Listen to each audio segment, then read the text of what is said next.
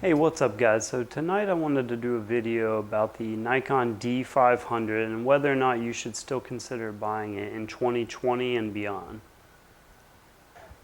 So yeah, if your main concern is photography, I would say the first thing is don't pay so much attention to the opinions of YouTube photographers. So many of us are just caught up on video functions and things like that, and it does bias our opinions towards certain gear. And so I see a lot of that going on whenever I watch videos and stuff online. Yeah, so the first thing I'm going to do here is to give you a list of cameras I'm going to compare this against. And we'll first talk about the ones that we're not going to compare against for a reference. So to start out, I'm going to mention some cameras I'm not going to compare it against. And that would be the first group I'm going to consider the ultra high resolution cameras.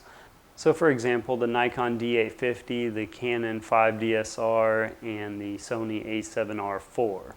And I think that it makes sense to not compare it against those and to just forget about those. If you're in the market for one of those, you know you're going to spend $3,000 on it. And it just puts it in a different category, I think, altogether. Most of those cameras have to shoot a little bit slower in order to hit those megapixel counts. And just the file output is so much different. I just feel like those are a completely different category. I think the same thing happens on the flagship cameras. These flagship cameras are generally meant to shoot really fast for sports and wildlife, and they're really meant for really high durability situations. People like photojournalists and people taking treks to Antarctica and stuff like that. And those are definitely specialty cameras as well.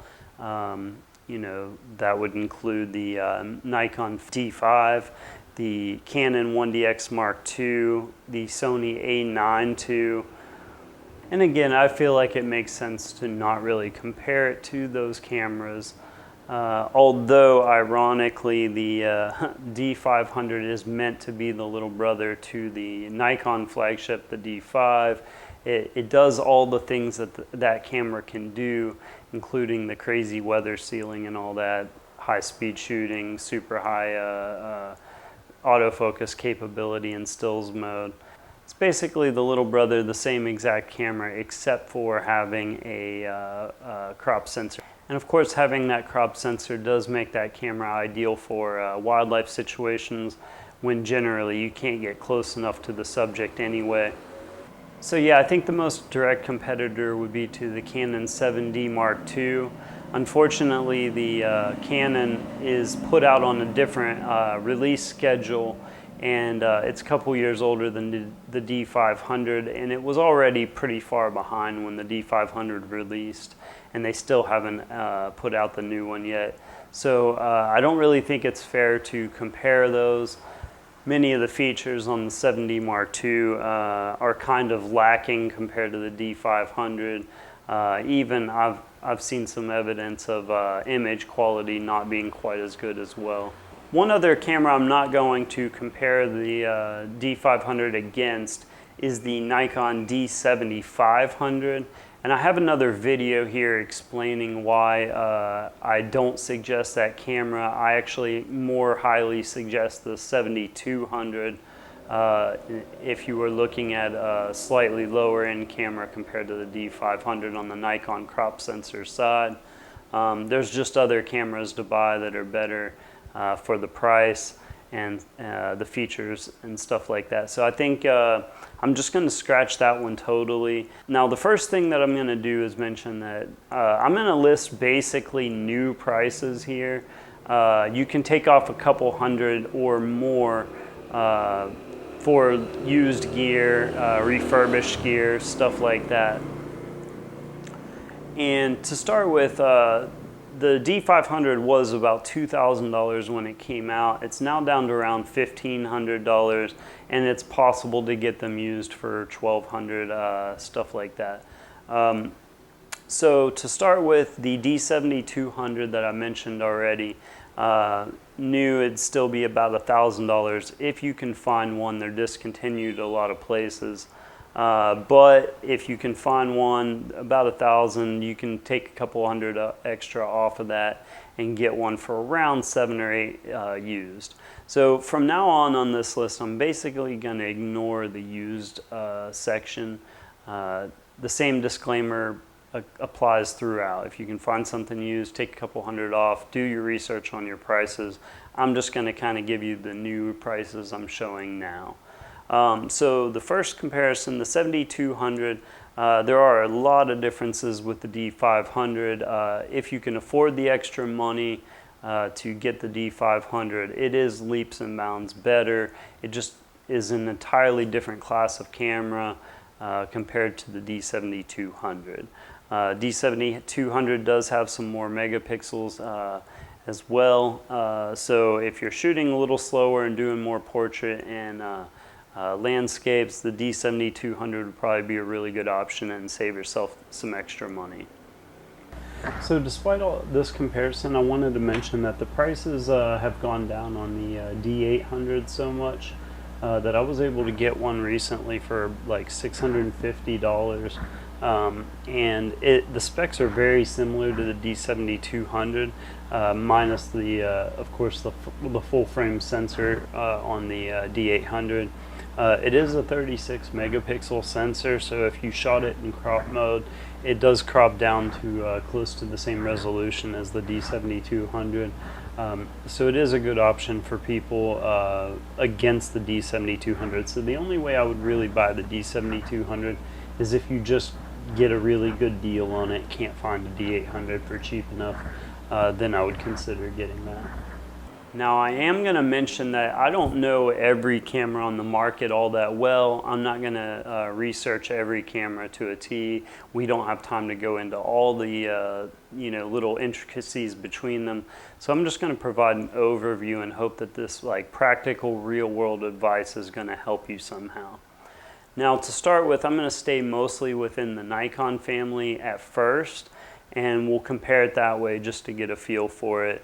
Like I said, 7200 is a good option, the D500 a good bit more money. Now for the same price on as a D500, you could get a D750, and that is a full frame camera. It's a good bit slower, slightly older, but it's reasonable megapixel full frame sensor. Not quite as well weather sealed, durable, stuff like that, but overall for most purposes a good camera.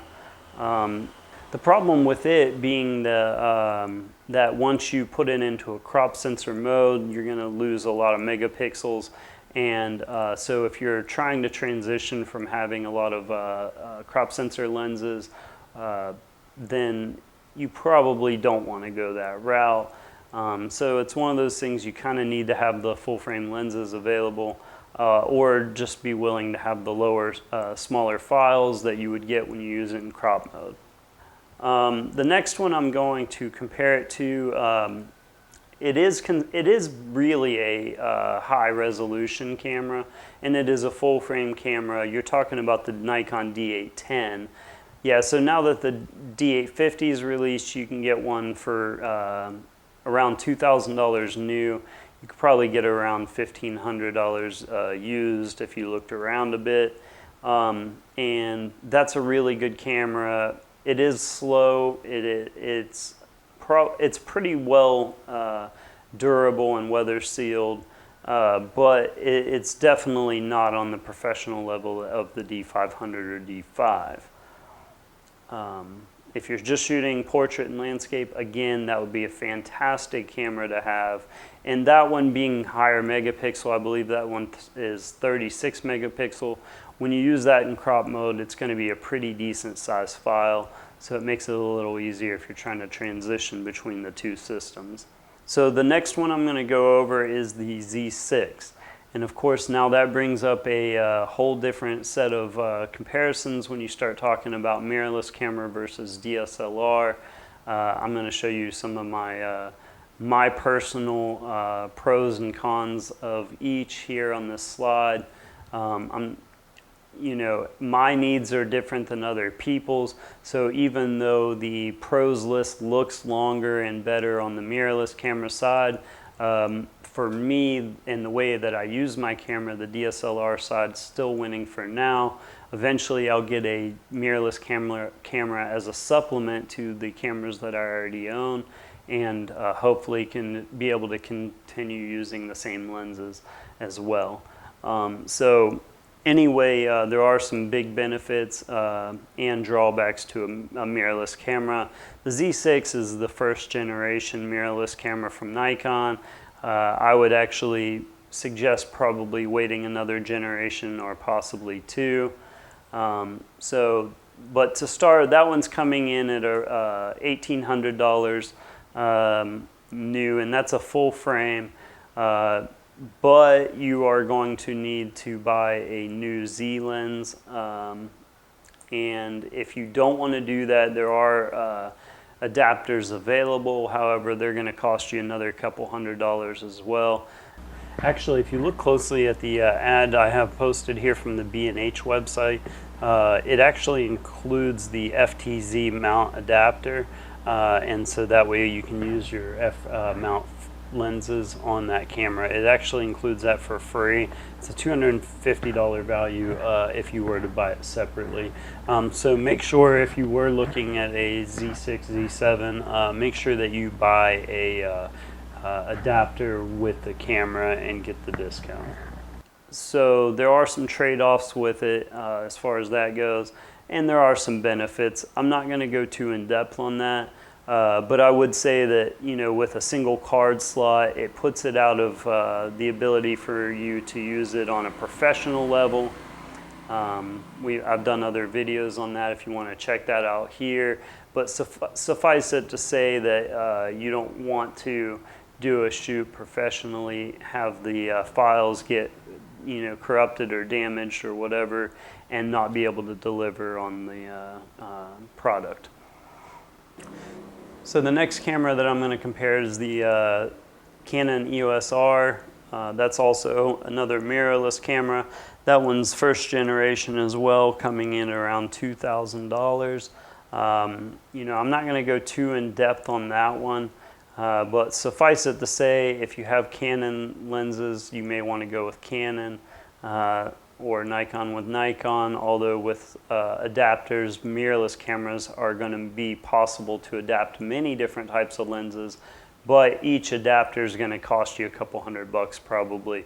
So make sure you pick carefully what camera system you're going to use, the body, and what adapters are available and how many adapters you're planning on buying. I think for the most part, the adapters, you really want to only buy an adapter if you have a lens collection that you really want to be able to use. If you're starting from scratch, I would consider trying to stay native, though the mirrorless camera lenses are generally coming in a little bit more expensive. So, you know, stick with one or two adapters probably at most, and only use them if there's a special lens that you really want to be able to use, or if you just already have a lens collection that you just can't par with. So, you know, again, if you already have Canon, you may go with that. Nikon, if you already have that. Again, I'm going to wait another generation or two for Nikon mirrorless. You know, if I had all the money in the world, I'd probably buy a Sony A7R4 here soon and use an adapter for my Nikon lenses. But I don't have that kind of cash, and it's just a lot of money for what I get out of it. It doesn't really improve my photography enough to be justified, and the pluses on the mirrorless side just don't entice me as much as they would like a video-centric shooter or something like that. So the same thing is going to apply to the next camera on my list here, the Sony a7 III. That's a good all-around camera, not necessarily a high-resolution camera, although it is a full-frame sensor, and decent megapixel count at that. It's coming in around $2,000 new. You know, I'm not going to go too in-depth on that one. But suffice it to say, Sony has a lot more lenses available for its mirrorless system. And it's about 3 generations in. So the A7 III is a really good option. The A7R4 is a really good option if you want to go mirrorless. Both of those are pretty good, and you could use some lenses from another system on it via adapters. And for me, one of the fun parts is I like doing film photography, and I have lots of old Nikon lenses. Before I moved to Peru, I had quite a few Olympus cameras and lenses as well. And being able to use all those old lenses and stuff is really neat and really fun, and just has a different quality than modern lenses. So if you're going to go with a mirrorless camera, you can adapt all kinds of cool old lenses and experiment and come up with something that you really like. So yeah, the Fuji X-T3 is another one on my list here. It comes in around $1,500 new. And so, one of the things that I really like about it, that I've heard, a lot of talk about, is how direct the controls are on it and everything. One of my problems with a lot of the mirrorless cameras is there's a lot of menu diving necessary, and so many functions and features that you really have to menu dive a whole lot more often. And that's one of the things I really like about my older DSLRs here and stuff, is that there was just not a whole lot going on, and pretty much every function just has a direct button. But the X-T3 is styled after like a film camera, and it has a lot of direct controls. It's supposed to be a really fun camera to shoot with. One of these days I hope to get my hands on one of those, and I'll get a review on that one day, probably 3 years too late. Yeah, so for a lot of you guys concentrating on video, doing a lot of video, your priorities are much different, and it may mean you want to lean more toward the mirrorless camera side. You probably care a whole lot more about autofocus and video mode and stuff like that. So that will skew what you need out of your camera compared to someone like me who's 99% still photography and generally landscape and portrait. So pretty much my needs are like some of the least demanding out of basically anyone. I mean, I don't have to have autofocus even really for most of what I do. So, for you guys, you're going to want to do a lot more research on the differences between DSLR and mirrorless. As I said, I have a video for that if you wanted to check that out. Overall, I would just say that the Nikon D500, if you're wanting to buy one in 2020 and even beyond that, really it comes down to, it's a fantastic all-around camera. It can do landscape and portrait pretty well. For portraits, a lot of the times the extra frames per second really come in handy. The lack of anti-aliasing filter really helps out on your landscapes. It is a fantastic all-around camera. It's got good dynamic range. I like that the buttons can light up at nighttime if you want to shoot outdoors at night, if you're doing like nighttime sky photography, stuff like that. The high ISO performance is really good as well. So that really helps out in a lot of situations. One of the main benefits that I've found is that with the extra durability and weather sealing involved, I really find a whole lot less sensor dust with that camera compared to my other Nikon digital SLRs before it. An overview for me is if you're doing sports and wildlife shooting, the D500 is well known to be a very good sports and wildlife camera. With the extra crop factor, you can put a smaller, lighter lens on it and basically use a smaller part of the sensor than you would on a full frame, but it has a high megapixel, 20. You would have to have a Nikon D850 megapixel full frame to be able to pull that off, and it's still going to be a lot slower. D500, you know, is like a machine gun, basically doesn't ever run out of buffer. So, you know, basically the only camera that really compares with it on the Nikon side would be a D5, and you know, this is a good bit smaller, lighter, and a third of the price. And I really think that it'll be a similar case for, you know, the next 3 to 5 years, honestly, until they come out with either a really good mirrorless camera that can compete, or they're going to update the D500 at some point, you know, if they do that. So anyway, I really think that unless you're buying an A9, A9 II, 1DX Mark II, something like that, if you need the frames per second in any situations, whether it be event photography, portraits, whatever, then, you know, this camera here is going to be fantastic. The autofocus is great. I wouldn't consider any of the other DSLRs to really meet it in that regard. Other than the flagship cameras. The other DSLRs, basically, if you're looking more towards resolution and can deal with like slightly slower speeds, the D810 would be a fantastic option. I recently bought a D800. So anyway, that would be a good choice. Mirrorless cameras are a whole different deal.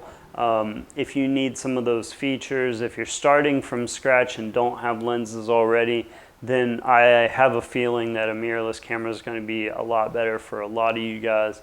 I think in the next 5 to 10 years, mirrorless is going to take over most of, if not all of it, the prosumer market. Hopefully by that time, the technology's there for it to really take over the flagship market. But I really think that those professionals in that arena are the ones that are going to stick with the DSLR longer than anyone else. Mirrorless has already taken over the cell phone and the consumer market. Basically, any compact camera that you're going to buy is generally going to be a mirrorless camera. It's mostly prosumers and professionals at this point that are looking for DSLRs. You know, if they can get to the point where they can get the photojournalists and the sports photographers and the wildlife photographers to switch over, if they can get to that point, then I really think that you know, they'll stop making some of the DSLRs. But in the meantime, they have so many DSLRs out on the market, they could be selling lenses for the next 10 years just on the bodies that are out currently on the market. And I don't think any of those companies are going to throw that money out the window. So any of those systems are pretty safe, I have a feeling. And so anyway, if you guys want to make a more direct comparison with anything, if you get a camera that you think should have been on this list, feel free. If you think there's something I missed, just let me know in the comments below. Like I said, I mean, I could approach this from any angle. Anyway, guys, take care, and I hope this video will help you a little bit.